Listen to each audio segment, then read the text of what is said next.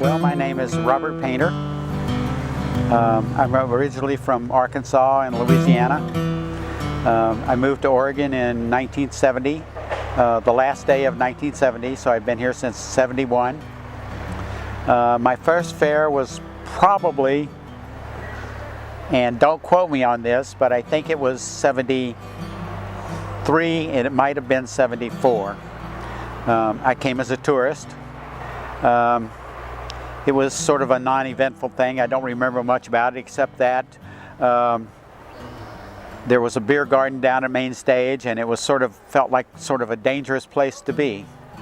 The next year I had met Jim Guthrie, who was the coordinator of the recycling crew, and he offered me a job on the oh no, I'm sorry, I take that all back. I had met Gil Harrison. And Gil Harrison was the fair quartermaster, and he was also the admissions crew coordinator. And he offered me a job as working on the admissions crew. So I came to the fair as a working person, my second fair, which I think was '74. It may have been '73, but I think it was '74.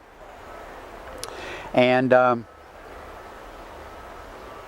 once I came and started working, I loved it, and I've been here ever since. I missed 1 year in 1986. Except for that, I've been here every year. I guess the thing that I remember the most about being on the admissions crew was my first shift was at a place called The Leak, which was over on Indian Creek back when the bikers camped back over where security moved into later. And they took me out to this little path that led through the blackberries, and they said, if anybody comes through here, you get money from them.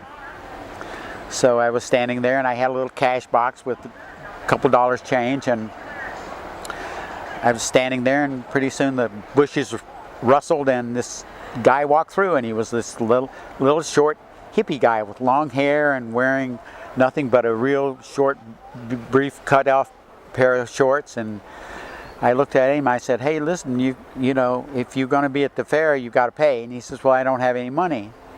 And I said, well, you walk up to main admissions and you tell them that you don't have money to come into the fair, and they'll give you a bag, and you can go out and collect bag full of garbage. And he said, oh, okay. And he wandered off to go back up to main admissions. And I always did believe that he did that he went up there and he got a bag and he went out and collected a bag full of garbage. So I was standing there and I was thinking, boy, this is an easy job. This is a lot of fun. You know, these guys, because it was fun watching everybody walk by. And next thing I knew, the bushes rustled again, and I turned around, and this guy about 6'5" walked in. He was wearing a set of cutoffs, big old heavy black boots, had long hair, and he's a bunch of tattoos on his arms, and had a big long knife, sheath down there, and he obviously a big old biker. And I looked at him and I said, coming into the fair? And he said, yep. And I said, have a good time. And so that was my first shift ever at the Oregon Country Fair. And I worked admissions that first couple of years, and I really sort of liked it. Really found out that's when the buses started coming out here. I found out two different groups of people came to the fair.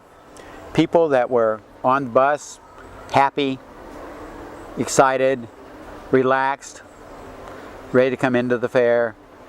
And then people that had been standing in line out in the hot parking lots, carrying coolers full of beer, already drunk, burned out, and not having a good time at all. And that very fact alone always made me a really strong supporter of the bus service that the fair offers. Not long after that, I met Jim Guthrie and got to be good friends with him, and he was running the recycling crew then. And for some reason I was just drawn to work on a recycling crew. And so I started working with him, and we camped over where Danish Cheesecake is now. That was our camp. There were about 25 people on the crew. We picked up the garbage in barrels and we dumped it in big flatbeds, and when we had a flatbed full of garbage we drove it to the dump and then we unloaded it by hand. And I did that for several years, and Jim faded out of the picture, and I somehow became coordinator and was coordinator there for several years after that. And it was an exciting time. We ended up moving to our present recycling camp, garbage camp. Our crew got bigger, but never big enough. Only in the last 10 years have we started to we take on more and more things, so we have more and more crew members. We were 25 when we started, and now we're about 150 or so. And so that's been a big change. And of course we're doing lots of more things. We're doing education now. We're separating things out that we never recycled before. We have equipment such as forklifts and compactors, so we handle huge amounts of garbage. Our volume is many, many times greater than it was whenever I was coordinator. So that's what I've got to say about that. Well, the numbers are significant. What we do is changed quite a bit. Education being a main thing that we do. We have fair support, both from a staff point of view and from a vendor point of view, and we are a crew that's really supported by the people that we work with, and we appreciate that.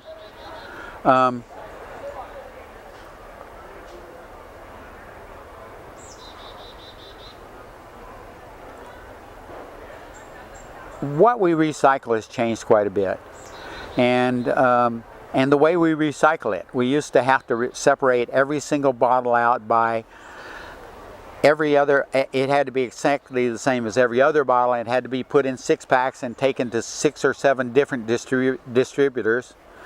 Now there are, the market is consolidated. There's like two distributors. We don't have to separate things anymore, which makes our job easier. If we had to do it the old way, we would need way, way more people and be involved way, way more than we are now. The fair has added crews that help us a lot. It used to be that in the morning, Friday morning, our whole crew was out there picking up brush and garbage and things like that now the site crew handles. And the site crew is this entire crew that spends all Friday morning just picking up stuff. And we couldn't do it. We couldn't do it. Our physical plant has changed a lot. Used to be we separated bottles on the ground. We dumped a barrel out on the ground and we separated bottles out one at a time. And then George Braddock came along. He'd watched us do that, and he said, "I want to build you a recycling dock." And he brought a crew down, and our crew helped, and we built a recycling dock. And first of all, it was a little bitty square thing that we could back a truck up to so that everything was sort of at the same level. But that has changed over the years. Of course, now we have a fairly sophisticated operation at the dock, with dumpsters and tipsters and sorting lines and big semis to carry away the recyclables. And but George started that whole thing about having a dock. And before that, it was pretty tough to be sitting there on grass sorting barrels of bottles into every 6-pack had to be exactly the same.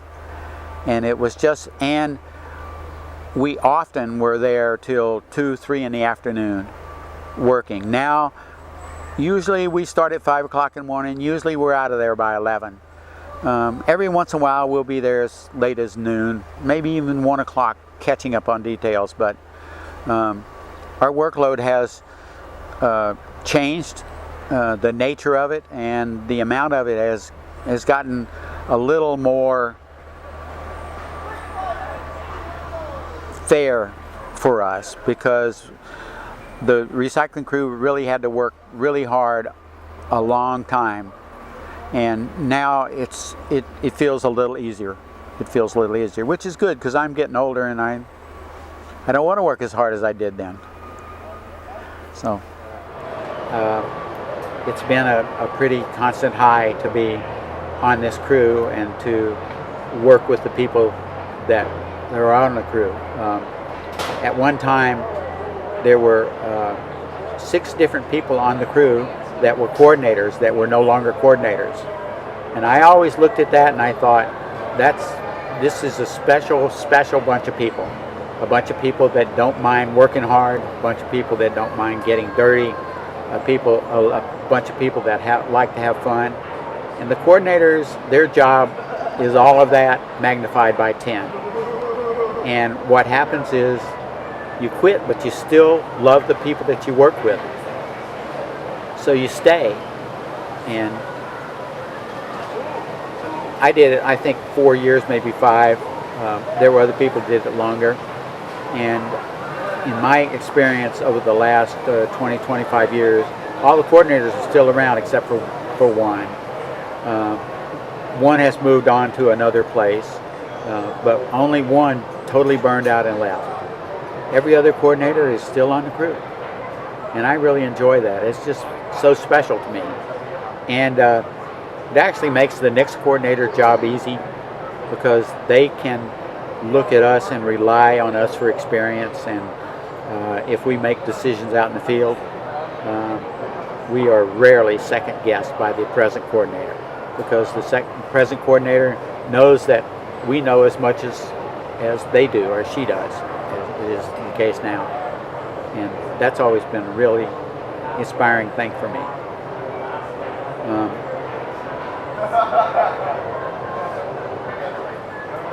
I appreciate that the recycling crew has grown and expanded its reach. The truth is that traffic probably hasn't expanded that much. Neither is security. They have a job to do. They've always had the same job to do, just the numbers, the volume changes. We have changed what we do. We've gone into education. We've gone into different recycling things that we didn't used to do. Our volumes have increased tremendously as the fair's population has increased. Greg was talking this morning about when he was on the crew the first year, the gate was 9,000 people. Now it's about 45,000. And so the amount of garbage that we have, the amount of recyclables that we deal with, follows that exact same pattern of exponential growth. About 25 years ago, I wrote an article for the Fair Family News pre-fair for the what do you call it, the Peach Pit. I wrote an article and I said, we have met the enemy and it is us. I think that the people that come to the fair are very conscientious about recycling. They try to find the right place to put it in. I think the people that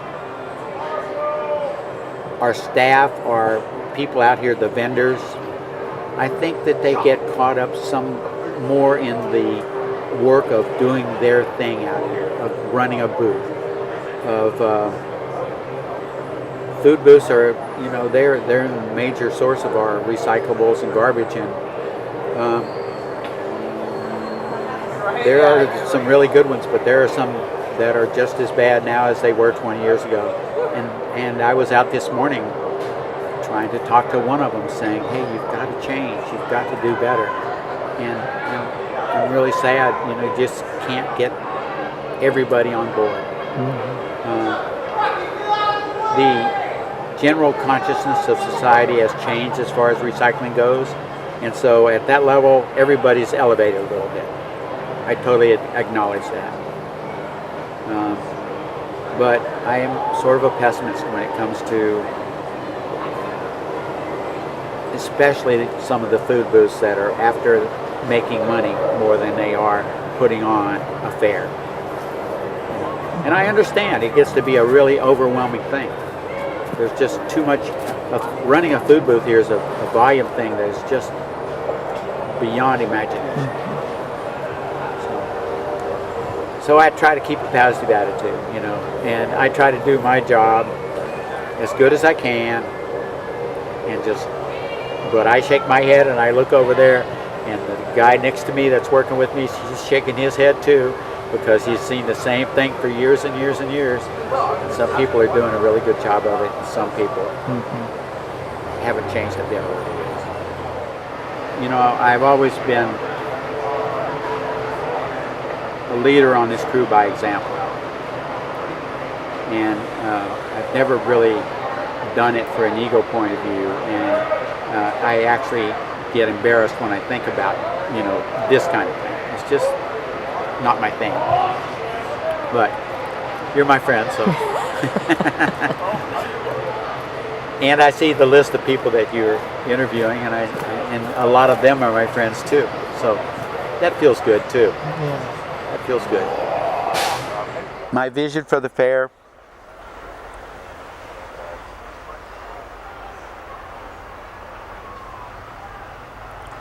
is to continue to be a place where people come out here and feel like they can be part of something without having to go through some of the constraints that normal society puts on them.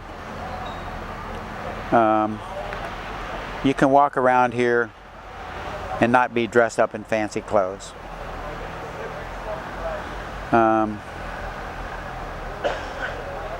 You can walk around here and find an area of your expertise or of your interest where you can plug in.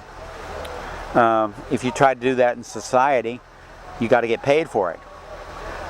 Or you've got to be paid some other way. You got to be a trust fund baby or something like that so you can afford to do it. But here you've got 3 days or maybe 3 weeks, depending on your schedule and your time, where you can come and create and treat people good. My vision for the fair is to develop a cadre of more benevolent leaders, ones that are not doing their own agenda, ones that are there to facilitate the people that they lead to do what those people want to do.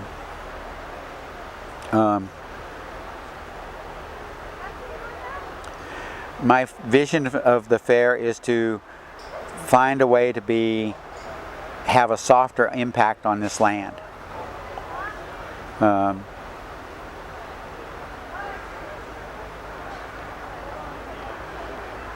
My vision of the fair is to continue to establish good relationships with our neighbors and good relationships with our neighbor town, community town, Veneta.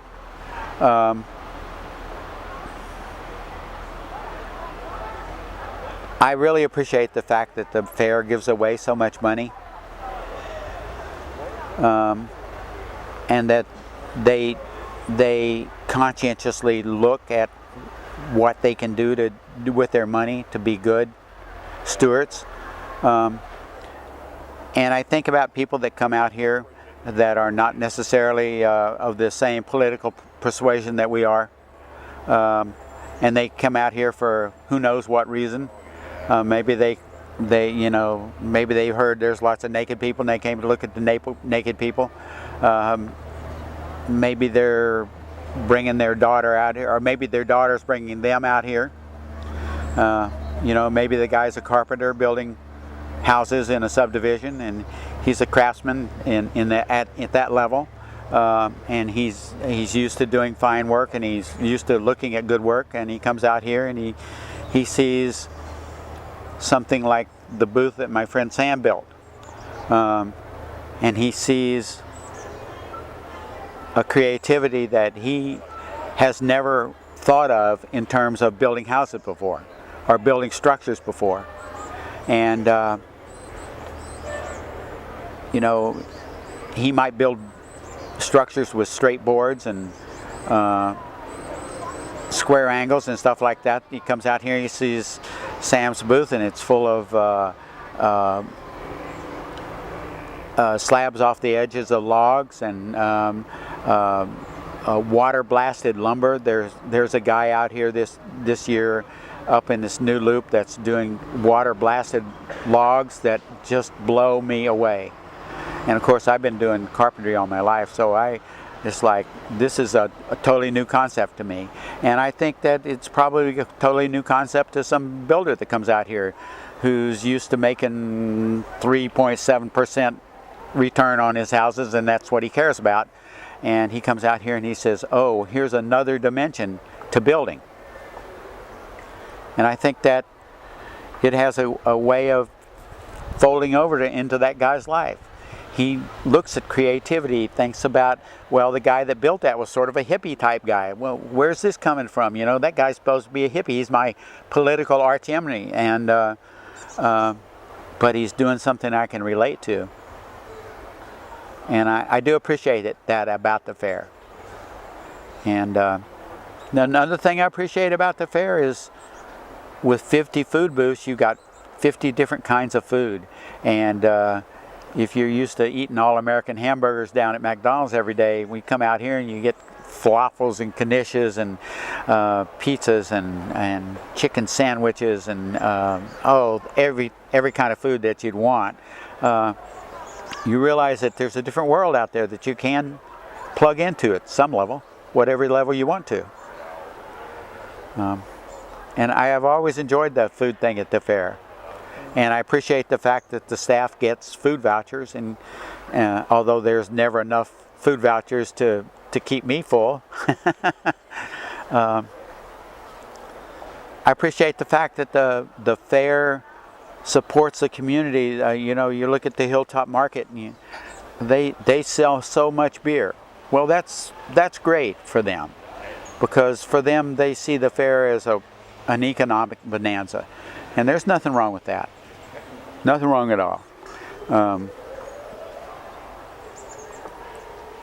And Reyes Market, you can't hardly get in there on a Friday night or a Thursday before the fair.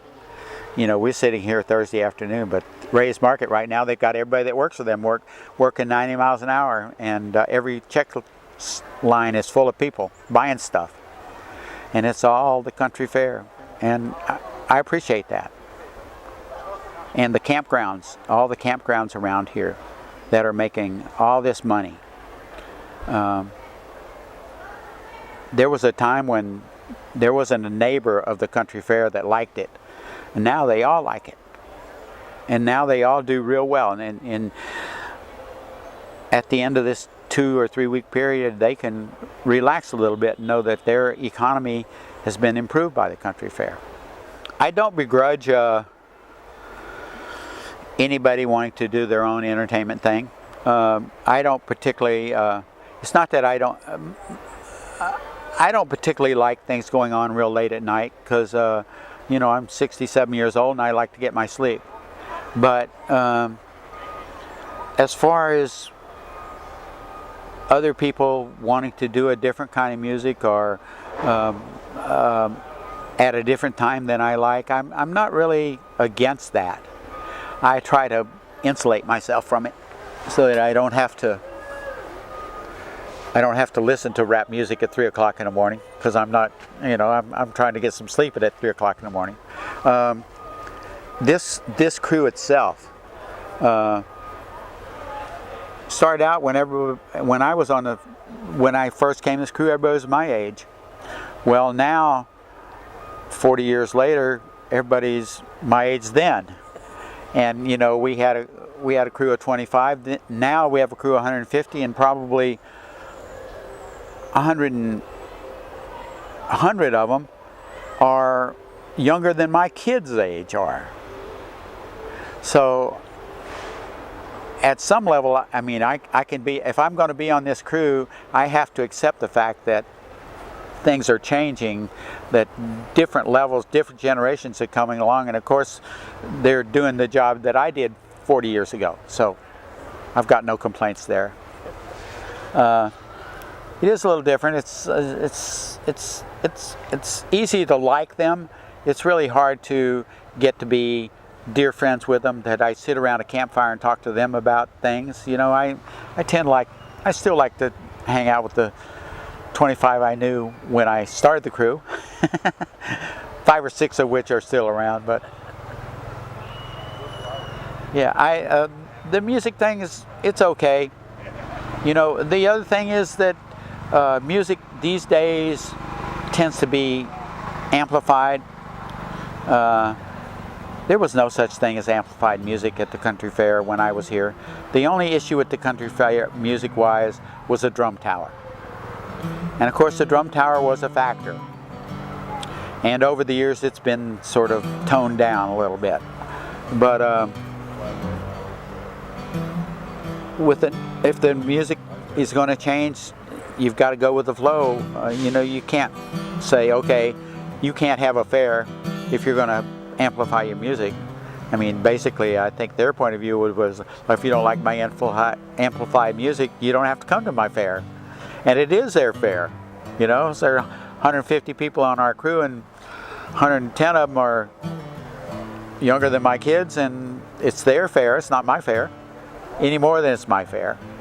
So I'm willing to float on that particular thing. You know, I do admit that when I was coordinator, there were a few times that I went, and I used to camp down right next to our campfire. I used to go out and yell at everybody to shut the hell up so that I could get some sleep. But it's not a big issue. It's not a big issue.